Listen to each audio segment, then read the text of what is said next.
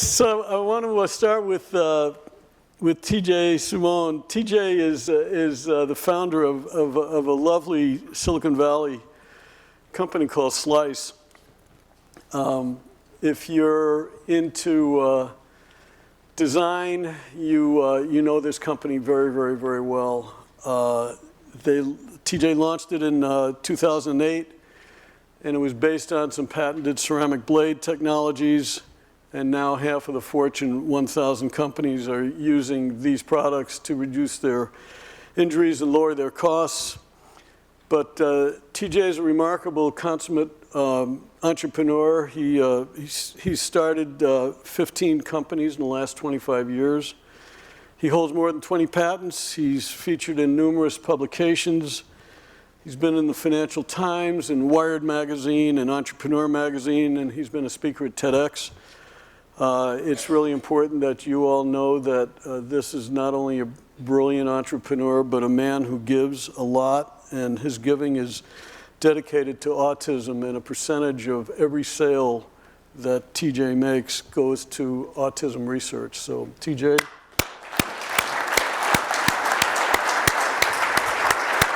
you. That's very nice. Thank you. No one showed me how to use the clicker, though.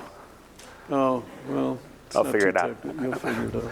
So I've had the pleasure of knowing Walter for many years through his son, Scott. And he's known me on and off for a while now. So I'm surprised, actually, you took the risk to put me in front of your students. You're a brave man. Thank you. But actually, I've known of Walter for a long time indirectly. In the 1970s, mid-70s or so, when I was like 9 or 10 years old. I remember in southern Florida, I was walking through Sears and Roebuck with my father, because we would go down to Florida at Christmas time for a couple weeks. We'd spend down there every year when I was younger. And my dad wanted to take me fishing. And so we were looking for, you know where this is heading.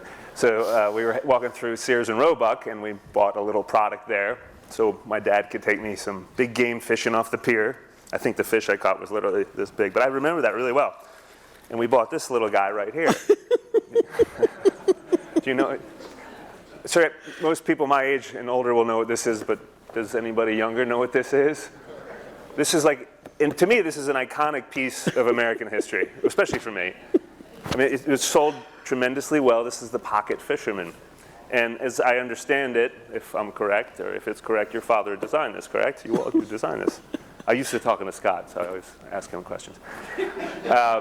So indirectly, I've known you for a long time through this product. I had such a nice memory with my father that day, and I specifically remembered buying this with him in that Sears and Roebuck when I was a little kid. God. So does anybody know what this is? Remember it? You? Oh, yeah. So here's what I suggest then. This is what I'm going to do. My little bag of goodies here. Where is it? So this is Sharpie. I'm going to give this to you. And if you're nice to Walter, he might autograph it for you later. I bought that off eBay. And then what's amazing, that's still on eBay. And that wasn't cheap either. That thing's that was expensive. And that was like a mint condition one. But anyway, I lost mine. So my point is not to hopefully feed this man for dinner later if he goes to Lake Michigan and catches something. That's not my point of showing you this. My point is to humanize that product, that design is obviously more than just a product. It's more than just something you make. It's something you do that affects people's lives in little ways, sometimes big ways. You know, a little way is just some memory somebody had with his dad. Depending on what you design, it could save someone's life. You never know. So it's really more about humans than it is about products. So what you do is so important because you never know what you do is how it's going to affect people. So it's important, I think, to keep that in the back of your mind.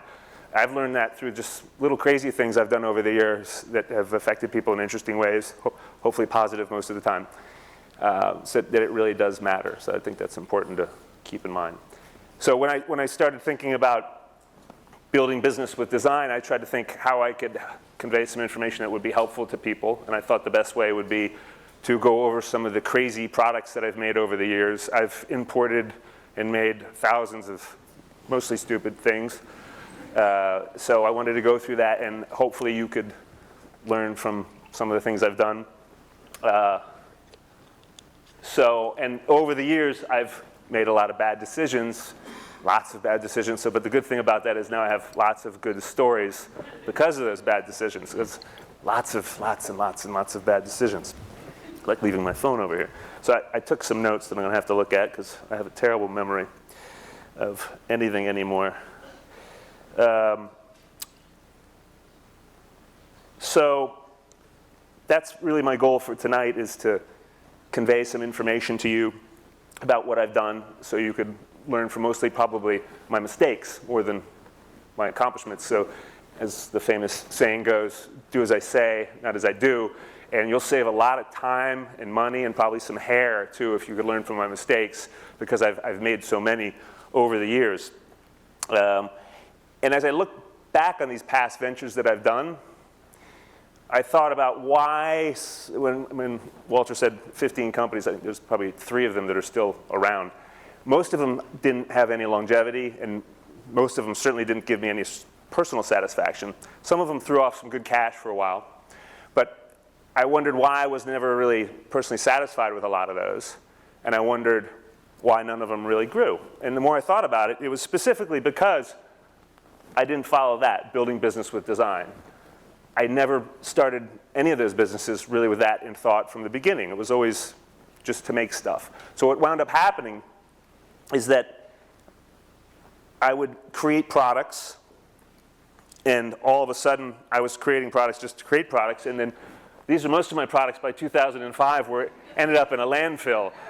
It's true. I mean, if you go on eBay and Amazon, I could find lots of old stuff that was sold to somebody that never sold again, that now somebody bought at closeout, and somebody's making a small living on it in Iowa, selling it on eBay. Most of the stuff I was making was winding up in a landfill. It didn't matter. It didn't create any value whatsoever. So there's really no longevity in that. And there's really no personal satisfaction out of that at the end of the day either. It was fun in the beginning, but after a while it gets a little boring over and over. So I didn't really want to be part of that process anymore. If I was going to continue to make things, which seems to be an addiction for me, I wanted them to matter. I wanted to make something that mattered. And it's interesting, I have a good friend, Patrick. Patrick lives in China. You guys know Patrick. So Patrick helps me with things in China. He's from Dana Point. He looks like me. He grew up all over the world, but he spent a lot of time in Southern California there. He speaks like 6 languages. Very smart guy. He studied philosophy in college. And when he graduated, he decided, I'm going to go to China. I've never been there. This is like in the early 90s, when it was really interesting back then. My first trip was 1989 to China. The day after Tiananmen Square, I was going in. Everybody else was going out. Bad timing as usual on my part. So Patrick's an amazing guy, but he always, anytime he gives me a hard time about something, I always remind him that he was a philosophy major and he moved to China to study all sorts of isms, and he makes landfill. So I always like to remind him of that if he gives me a hard time. And I was making a lot of landfill at the time. So I kind of wanted to get out of that, and I wanted to make sure that the next thing I did mattered. So fortunately, when I created Slice, my company now, I did do that from the beginning. I used that whole design aspect, build everything, not just the products, everything. Everything was with design oriented, down to the smallest things, the interaction with the customers, our interaction with vendors. Everything is basically developed around design. So what I'd like to do, I'm going to step back for a little bit before I talk more about Slice. I'd like to tell you how I used to do things, which was the wheel. So how I used to do things, and many of you may recognize this place, many of you may not. This is the China Canton Fair, which I used to go to many years. I think the official name is China Import and Export Fair. And this has been going on every year for, I think, since 1957, twice a year. And it's massive. If you've never gone to the show, I would suggest you go at least one time in your life, because it's an amazing experience. There are people from all over the world at this show, and it's so big. I think there's 60,000 booths in 12 million square feet. 12 million square feet. That's 200 football fields. That's a lot of square feet. And I'm pretty sure I would do all 12 million square feet every time I was there. So I started going there early 2000s. And I went every year, twice a year. Why did I go? Well, before I tell you that, let me tell you a little bit more about the Canton Fair itself.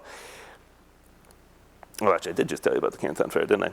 So why did I make this pilgrimage? I made this pilgrimage every year, and it was not a fun pilgrimage because if those of you who have taken the flight, that's not fun, and I'm too cheap to pay business class, so I'm jammed back there in the bathroom somewhere at a really good seat at the last minute.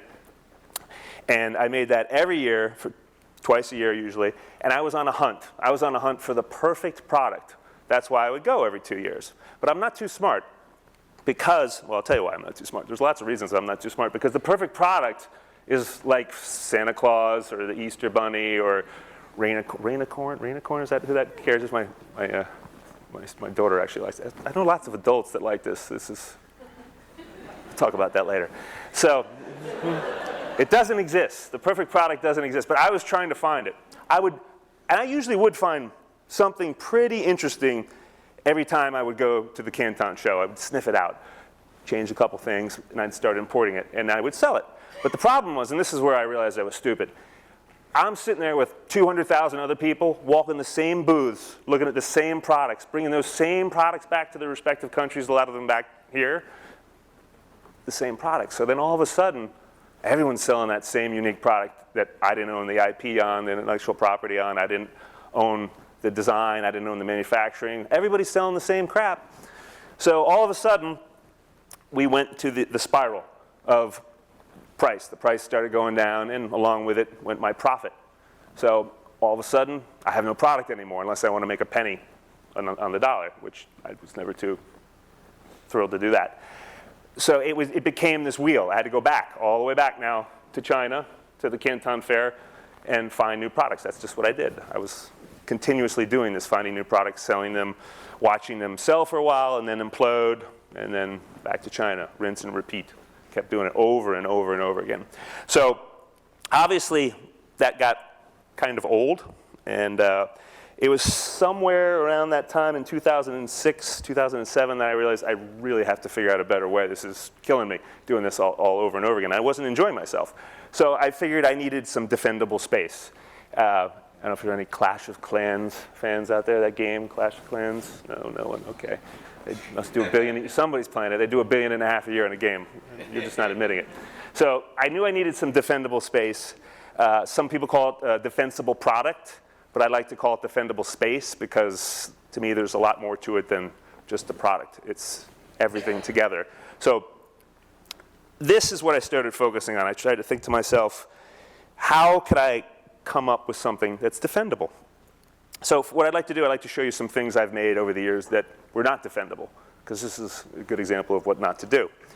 And then I'll show you what I think defendable space is in general. But so don't laugh.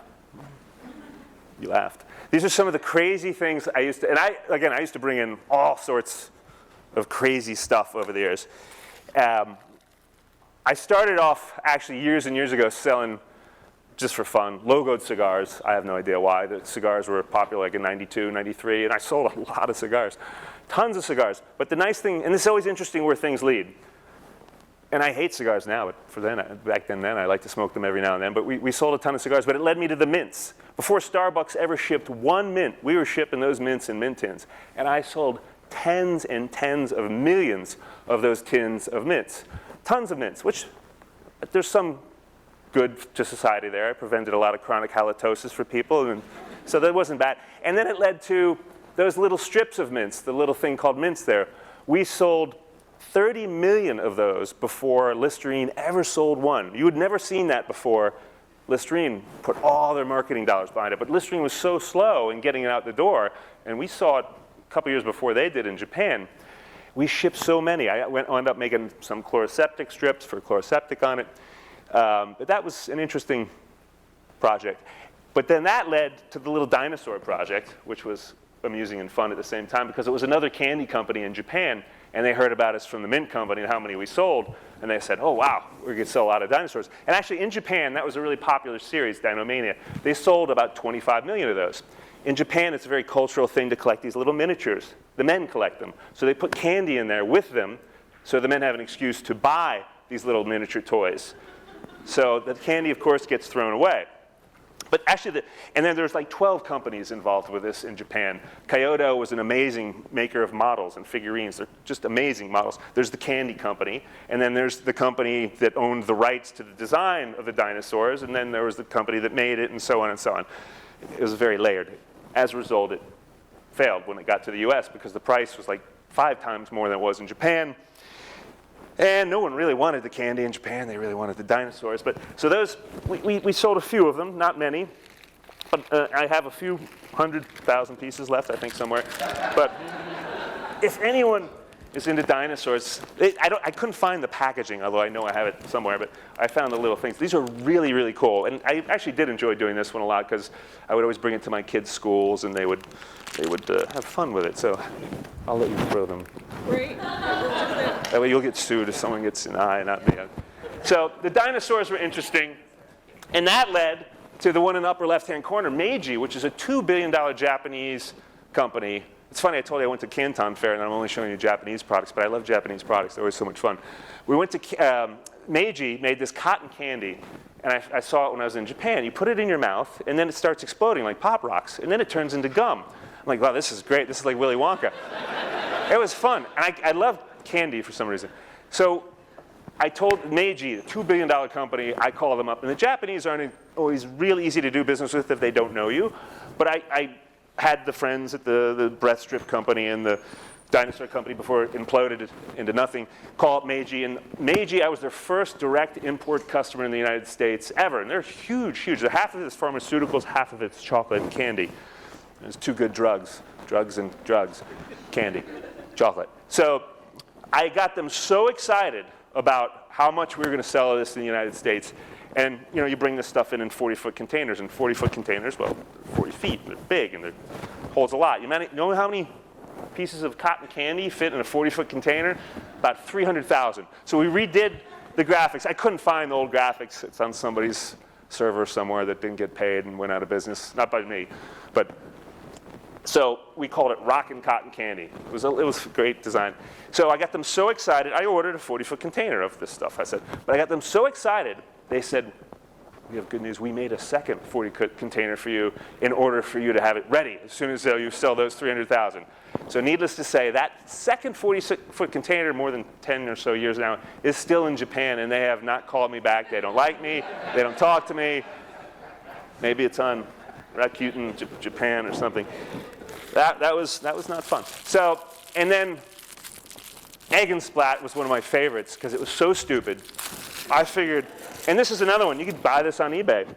It's all over eBay. This is the stupidest thing you've ever seen. I thought they were going to make it's an egg, but don't flinch.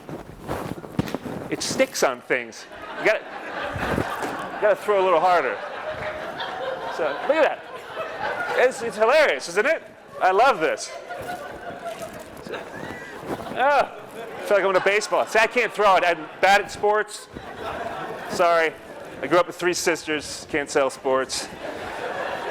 So, oh, and I forgot. The mints. 30 million that we sold. I think 10 million are still unsold in people's warehouses because they're all over eBay. Everywhere. That's why I bought some. You eat these at your own risk. The date code's 2002. But I tried some this morning. I'm still okay. But, that one. So there's a lot of those out there. Lots and lots. Just what you needed. All right. So the point is here, I made a lot of crap. Some of them were pretty successful financially. None of them were really rewarding, except the dinosaurs are kind of fun with my daughter's class. But you remember Vanilla Ice, the one-hit wonder, that guy? That was me. I was the Vanilla Ice of products because I had like one-hit wonders. It's not good. So I had to figure out how to stop being the Vanilla Ice of wonder of products. So my recipe was wrong, right? I had a wrong recipe. So no matter what I did, it was never going to come out right because I was doing it wrong. Other people's products, designs, other people's patents, some of them shipping them under patents they shouldn't have been shipping under, that I wound up with. That's another story. Single products, no long-term value, the list goes on. There's a whole bunch of reasons, but those were 4 of the the main reasons of why I was on this wheel. So I had to get off this wheel. So now it's around 2007. My main business is a promotional products business. I had like 60 employees. My life was absolutely miserable. Chasing around kindergarten problems all day, every day. And imprinting every piece with someone's logo. Everything has to ship the next day. It was painful. So I was also coming to grips. My son had autism. He was about 8 or 9 years old at that time. So I was trying to get my head around what to do there. So it was about that time I figured, well, I need to step back and I need to come up with a company that I could have some longevity with, that I could build a brand around. And I need to figure out how to fund my son's long-term care for when I'm gone. And I wanted to bring some awareness to autism. So this is him back in 2007. And this is actually, I love looking at him in this photo, but it's painful looking at me. All my hair's gone and I've lost most of whatever muscle I had due to caffeine and stress. And now he's 6'4", 220 pounds 10 years later. So he is a large guy, very sweet kid, but a lot of work. So I figured it was a lot of work always back then. So I wanted to bring awareness to autism, and I wanted to help fund his long-term care. So throughout all this mess of these products that I created, this little product here, that this gentleman, one of our customers, sent us this video. I love this video. He makes stickers in Seattle, and he uses it to cut. So it's a little cutter called, at the time we called it the iSlice. This little cutter, it's such a nice little thing. It has a little tiny ceramic blade. And I based it on something I saw in Japan years earlier. It's a little handy tool. It's not the world's greatest design, but it was our design. And it sold well. So after thinking about it for a while, we said, this should be a good product to basically start a company off of, because, well, I'll tell you why in a second, but I have to give you a fair warning. This is a disclaimer, especially a room full of designers. This next slide I'm going to show you can be offensive. Some of you may be physically ill when you see this. It's like kind of showing a slaughterhouse to a room full of vegetarians. This is the packaging on the prior version of this product. Yeah, it's pretty bad. So I'm sorry. I apologize. However, yeah, I think it cost me like $60 to have that done. But here's the screwy part. I'm still shipping that same packaging today, more than 10 years later. I can't get certain customers to switch to the new version because that thing, if you want to ensure your success in America, come up with the ugliest packaging you possibly can. And then you throw the Seen on TV logo on it. That thing has sold over 10 million pieces in the past 10 years, that hideous packaging. 10 million pieces. So, yeah, it's sad. But I knew it could be a lot more than just that. I had plenty of customers that had been asking me can we have this with a bigger handle, perhaps a better color? Can we put a different blade on it? But I didn't really listen to any of that because I was too busy hunting down edible bubbles or, those things, that more important stuff. I didn't tell you about the edible bubbles, did I? That was a disaster. So that little product here was the birth of Slice. So Slice, very creative. We got rid of the I, called it Slice. That was the birth of Slice. So, and the concept was real simple. It was focused on cutting, of course. We wanted to do the great design, and we wanted to donate 1% of all the sales to autism research, to have an actual something around it bigger than ourselves. So when we had a rough day, we didn't just shut down. So we had to figure out who our customers were, and what did they value, and at what price could we deliver them that value at that they could live with and we could live with. And of course, we had none of these answers. We just had a really ugly packaged product called the iSlice and a neat new logo that somebody designed for us. But we knew we had to do it a different way. We had to innovate by design. In order to enter a crowded market, we had to innovate. We had to do it with design. So that's what we did. We looked at different areas. We looked at housewares, office, arts and craft, beauty, all these things. Where could we start with cutting? So we started with housewares because it's a good market, it's a big market, and God knows the world needs more vegetable peelers, right? So that's what we did. We made vegetable peelers and graters and mills and all sorts of things. And we went to the housewares show, and people liked the products. They loved the products. They loved the booth. We had a good show. It was nice, but we didn't really get the traction that we were hoping for. However, the ice slice was selling like crazy over at Herald Imports. You know Herald Imports? Their number 3 best-selling product in their 50-year history is that ice slice. So you won't change the packaging. I don't blame them.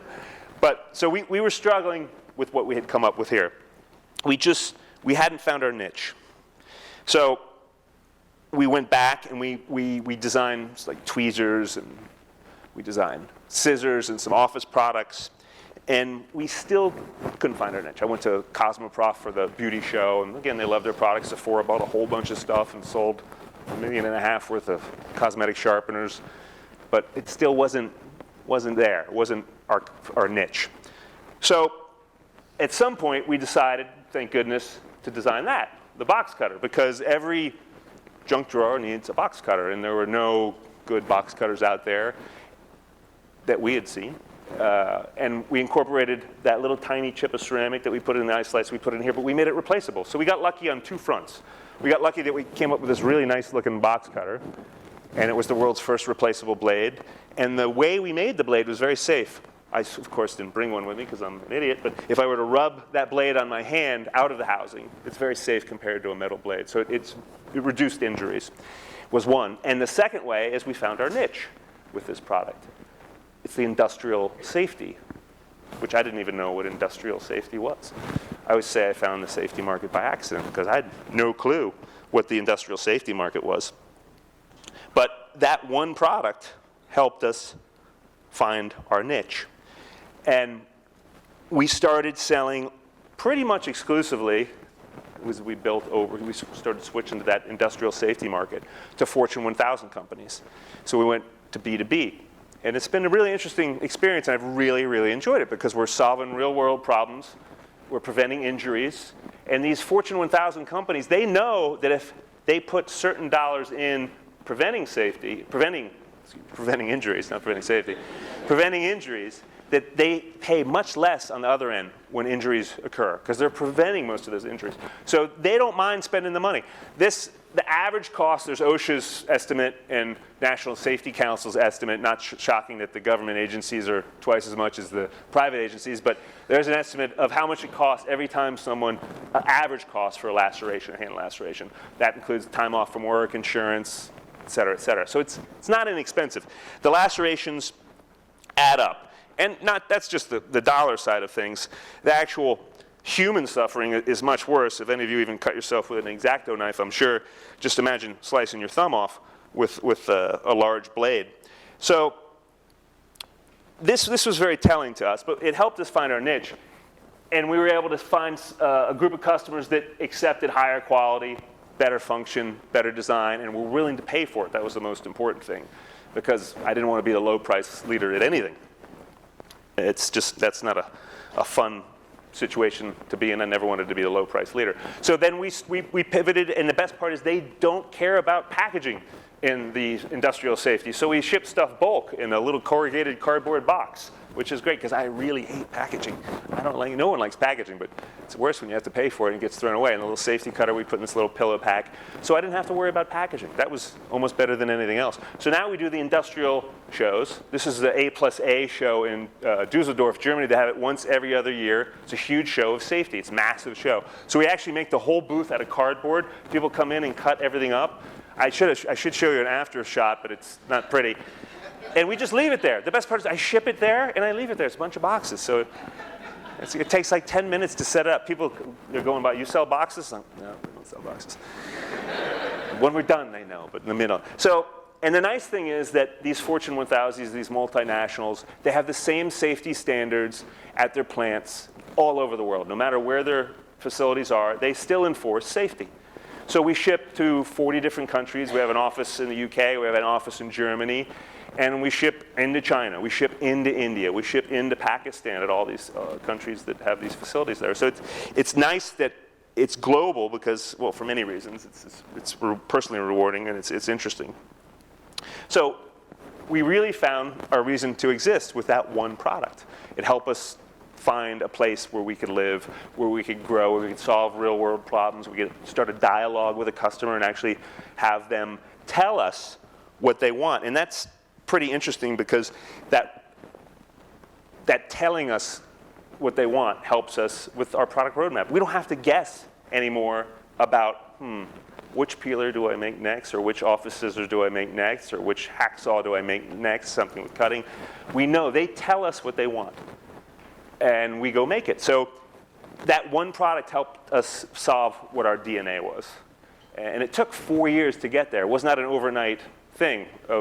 We struggled really hard in all these different industries trying to figure out who was our customer base. But we finally figured it out because of that one product. So now all these new products that we design are kind of based on different versions of different handles, auto-retractable and self-retracting and all these things, and longer blades, shorter blades, craft blades, all sorts of different blades. But all of that is at the beginning a discussion with one of our customers. So I don't have to guess what the product is. You already have a customer before it ever ships, which is a great thing. So it really helped us find our niche. But it also proved a very important point to me that just because your product fails at retail, like Target or Home Depot for more hardware-oriented things, it doesn't mean it's a bad product. It just means you got to find your niche. And if you know you have something good or you can get to something good, just keep trying. You'll get there, and you'll find your customers. And the things I sold along the way helped support and fund that, as crazy as some of the other things were. So at the end of the day, the nice part is that we were able to find a home and something we could build upon. And there was one of the struggles we had. We did a test at Home Depot. I was with my daughter, and we went in to look at it, and we could only get them to take one SKU, and of course they didn't want to sell it anywhere near the amount we wanted them to sell it for, so they had it half the price that we wanted it to. It was a test. I'm like, all right. And then, of course, they buried it way in the bottom, one SKU. Sea of box cutters, and then there's our one SKU in the bottom. And we're looking at it, and I'm sitting there with my daughter going, yeah, that's not good. And this couple comes, two ladies come in, and they're looking at the box cutter, and I hear one of the ladies say to her friend, just buy the cheapest one. And I said, well, let's go, Haley. Right, that's my daughter. I say, let's go, we're out.